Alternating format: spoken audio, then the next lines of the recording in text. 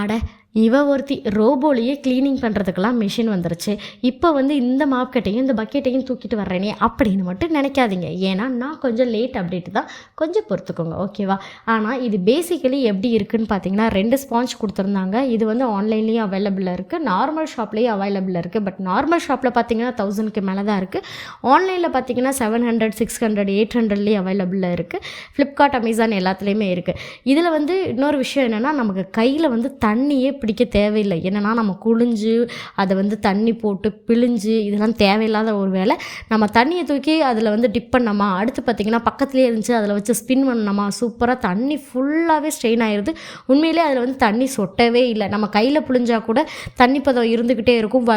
ஏன்னா லேட் ஆகும் வீடு காயிறது கூட. பட் இதில் வந்து தண்ணி சொட்டவே இல்லை. இது வந்து ஈஸியாக வந்து கீழெல்லாம் வந்து கட்டில் கடியில் சோஃபா கடியிலெல்லாம் போகிறதுக்கான செம்ம வாட்டபிளாக இருந்தது. ஸோ இந்த ப்ராடக்ட் பார்த்திங்கன்னா நமக்கு யூஸ் ஆகுதோ இல்லையோ, வீட்டில் உள்ள குட்டீஸுகளுக்கு நல்லாவே யூஸ் ஆகுது. ஸோ இந்த வீடியோ பிடிச்சிருந்துச்சுன்னா லைக் பண்ணிவிட்டு நம்ம மலைத்தொரு சேனலை மறக்காமல் சப்ஸ்கிரைப் பண்ணிக்கோங்க மக்களே. Thank you so much. பாய்.